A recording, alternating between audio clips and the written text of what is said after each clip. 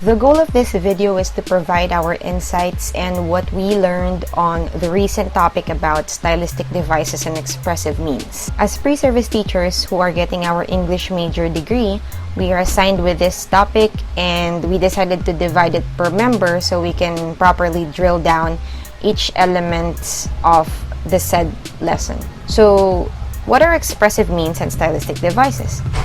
Previously, we learned that expressive means in stylistics are the use of some words or phrases to make a statement emphatic or expressive. Stylistic devices, on the other hand, are usage of figurative language.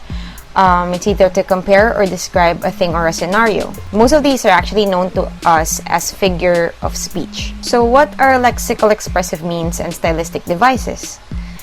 As we all know, words will never be stuck on just one definition. It has the capacity to create new meanings of its own other than the existing meaning in the dictionary. Other than that, words or phrases actually have either a lexical meaning or a contextual meaning.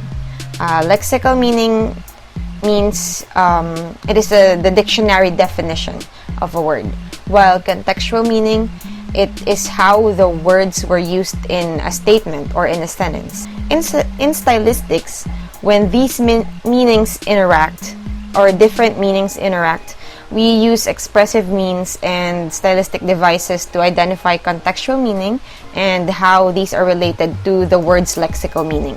So that is actually the purpose of lexical expressive means and stylistic devices. Lexical stylistic devices or figure of speech are being classified into three groups. These are, first is the interaction of different types of lexical meanings. So this first group is actually divided into four subcategories. We have letter A, dictionary and contextual. For example, we have metonymy, metaphor, and irony. Subcategory B is primitive and derivative. Examples are Zeugma and pun. We also have letter C, which is the logical and emotive, like epithet and oxymoron. And last subcategory is logical and nominative. So an example of logical and nominative is antonomasia. We also have a second major group of lexical stylistic devices, which is the intensification of a feature. So examples of these are simile, hyperbole, or periphrasis.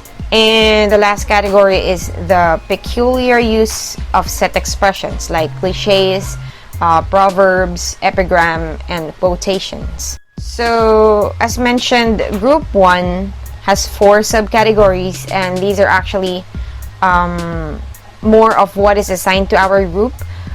First category is the interaction of dictionary and contextual logical meaning. The setting of the interaction may be affinity or likeness by nature. It can also be proximity or distance of place, time, occurrence or relation, as well as the contrast or the opposition. So on the next parts of this video, we will be dealing with some examples of subcategory A and subcategory B. So Dara and Martin will be giving their insights about metaphor, metonymy, and irony, while Nica and Ayesa will be getting in touch with Zeugma, as it is an example of the subcategory B.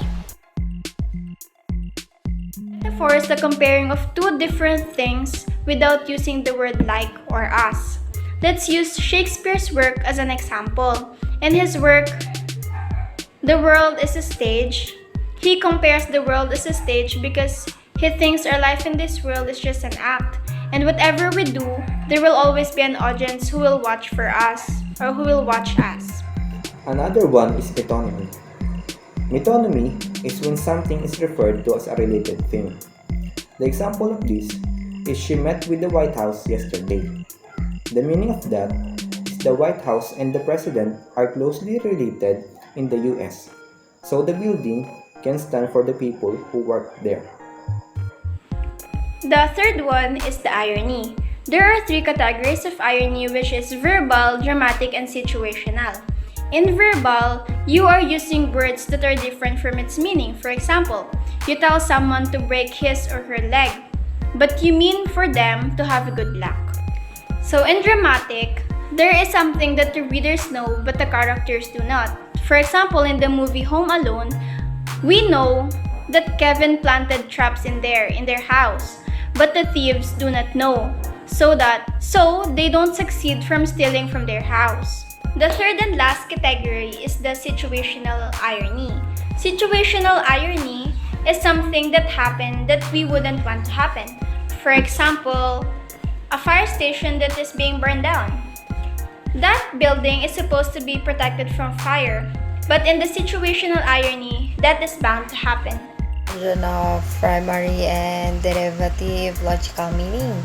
So in this is in the result of the gradual development of the meaning of the word, new meanings appears along the primary one is derivation meaning. So for Zeugma is when you are use a word in a sentence while conveying two different meanings at the same time. So for the example for this one is you held your breath and the door for me. So both senses of held are literal but they mean slightly different meaning. Zeugma or ellipsis, applying words to a few other words in a sentences in order to give different meaning. Example, give neither counsel nor salt till you were asked for it. As a reader, you would think that what does it mean? And some might think that this means like you shouldn't give other people a counsel or a salt not until they were asked you for it. So Zeugma is also an interesting literary device that use one word to refer to two or more different things in more than one way. Zeugma will either confuse the reader or inspire them to think more deeply. So Zeugma can also use to create drama, to add emotions, and produce a level of shock value. Just for the basis, I search for examples in Google and I wrote in my paper, so I might look up and down in the camera. So the first one example that I have is when he came to pick me up, I opened my door and my heart to him. And the second one is he firmly held his tongue in her hand. So that was an example of Zeugma. And lastly, I saw it on a Google and it says like Zeugma is in Greek. It means like yoking, as in yoking one words to idea.